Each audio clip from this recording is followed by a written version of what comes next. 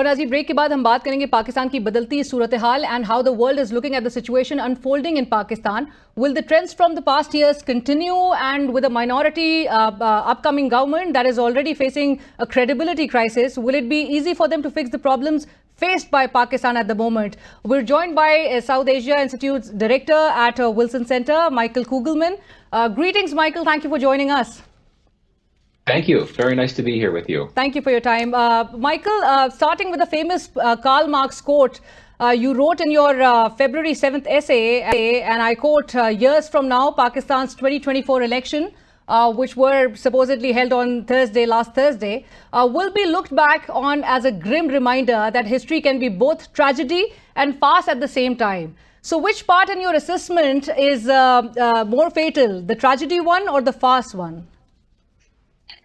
Well, I mean, I think on a very literal sense, it's very fortunately the election was a relatively peaceful one in the sense that there had been some deadly election violence, which is obviously very tragic. But in the grand scheme of things, compared to the most recent elections, particularly 2018 and 2013, levels of violence were considerably lower. So I think that certainly is a good thing. It was a relatively peaceful election, though I do emphasize the word relatively. But I think that it was both tragedy and farce. I think that the farcical elements of it, I had originally in my article noted that the Pakistani officials were describing the election as perfectly normal, even though it clearly was not normal because you had a very non-level playing field. And what ended up happening was the very party that had been most victimized by that non-level playing field did very well electorally. As you know, it got the PTI-sponsored independents got more seats than any other party. And were you surprised by the election results? Were you expecting PTI would be able to bag that number of seats? I admit I was surprised. I mean, I did know that PTI has significant levels of popularity, and my sense is that given what's played out in Pakistan over the last year or so, PTI has become even more popular, particularly as Imran Khan has been in jail, and that has really galvanized his supporters. But I did not expect the showing that these PTI independents put out there. And that's because of precedents. We've seen over the course of history that when the establishment tries to shape the electoral environment in a way that advances its interest, it tends to succeed. And I do not think that the establishment wanted to see PTI perform well electorally, and yet it did. But that gets into the aspect of this election as farce. PTI independents got the most votes of the most seats of any party, but they will likely not be a part of the next government for a number of reasons, of course. They may well have won the popular vote. I'm not sure about official figures on that yet. They likely won the popular vote, but they will most likely return to the opposition, and they had large numbers of supporters that came out to vote, braving a lot of risks. And yet, PTI will be back in the opposition. But the official numbers as of now, but the official numbers, Michael, as of now, suggest that the leading independent candidates, backed by Pakistan TehreekInsaf, they're at 92. They're leading with 92 seats. Do you feel that the Pakistan TehreekInsaf might have secured a lot more seats than just 92, as the party claims? Well, this is such an important point. I mean, unfortunately, so many elections in Pakistan's past have had the allegations of rigging and vote tampering. But this year's election, I think those allegations are particularly credible.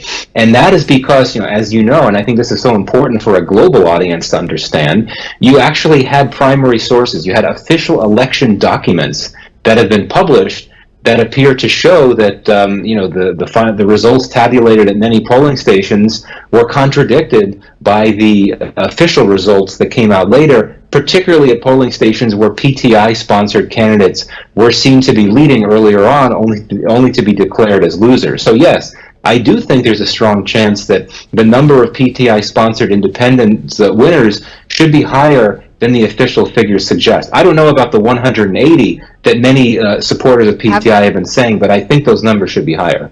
Should be higher. And what sort of message do you feel that the people of Pakistan have conveyed through their voting patterns? Well, again, I'm not a Pakistani, so I certainly do not speak for the Pakistani people, so I could give a response as a very a very close observer of Pakistan, my sense is that looking at the official results, it indicates that you had large numbers of people that wanted to defy frequent common trends in Pakistan's electoral past. I think we saw in this case that PTI voters showed that they didn't want to let them be in a position to shape the outcome of the election. Now, the ironic thing, and this gets back into the farcical, surreal notion of these things, we are going to see a government that doesn't have PTI in it. There will be a coalition, a fractious coalition. It may be weak. It will be led by parties that are preferred by. Right now, PTI will be in the opposition, but I do think that is such a big storyline from this election, that you had that success, that strong showing from PTI-sponsored independents. It shows that the voters wanted to basically make a break with history and put Pakistan in a new phase where the people actually determine electoral outcomes, and that's how it should be. But the common perception, I believe, what you were even saying and suggesting, the common perception was also prevailing in the country that Nawaz Sharif was perhaps was backed by the powers that be, but that did not reflect in the numbers that he secured. How would you read the sharp response of David Cameron, US and European Union on the irregularities that have been committed in the electoral process? Do you foresee an intentional mistrust, including that of IMF, prevailing on the government being forged by Shehbaz Sharif? Well, it is notable that despite the responses from David Cameron and from the EU and the US, none of these countries have rejected the voting results. And this is in contrast to the reaction to the election in Bangladesh last month, where the US and other key Western players said that the elections were not free or fair. We have not heard that from Western officials in this case. But given how quiet and subdued the public messaging from the US, the EU, and other Western governments had been about the election and the state of democracy in Pakistan in the weeks leading up to the election, it is significant that we had this response. And I think the main reason for that may be what I had referred to earlier, the fact that, we appear to have, there have been so many allegations of rigging, and they're not only coming from PTI members and supporters, but from others, so many others in Pakistan, journalists, scholars, former officials. And I think the fact that you do have these P45 forms, which so many Americans are still trying to learn about, the fact that those have been published. Right. Michael, what do you think made Nawaz Sharif budge out of his fourth term as Prime Minister? Do you feel that he's disgruntled on the election results?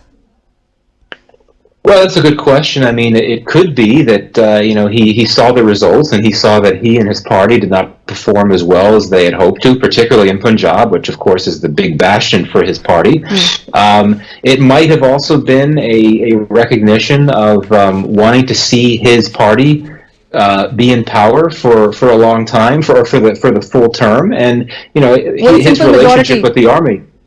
Right. Yes. Exactly. And that didn't happen. But his relationship with the military has been very mixed, as you well know, and his brother Shehbaz is widely believed to have a smoother relationship with the army. So he also has, Shehbaz Sharif has a reconciliatory attitude, so that probably works best with the powers that be. But with the Maulana Fazlur Rahman, the head of the religious party JUIF, asking Nawaz Sharif to sit with him in the opposition, he's just announced it today, and he's requested Nawaz Sharif to be a part of the opposition, not on the treasury benches. Would that be a wise decision in your opinion?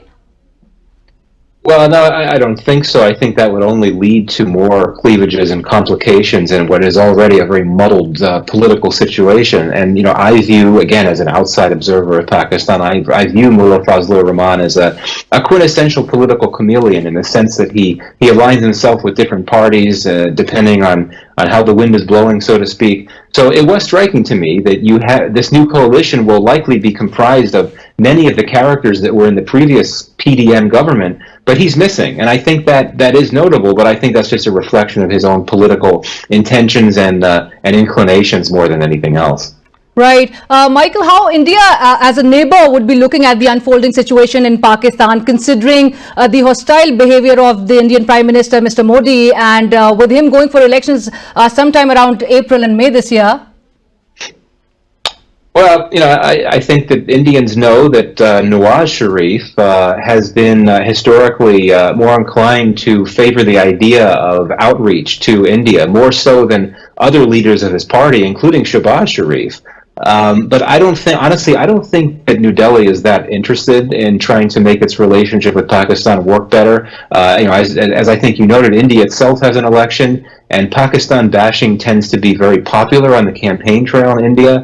And I think the Indian government views that it's good politics to bash Pakistan. And so I think that the political environment in India, even aside from Modi's Hindu nationalism, suggests that it doesn't matter what the next government in Pakistan was going to look like. There wasn't going to be a desire on the part of New Delhi, and particularly in a Modi government, to try to strengthen relations with Pakistan. India is just very concerned about its northern border with China. That's its main concern when it comes to foreign policy. It's not really focused on Pakistan right now, as I understand it.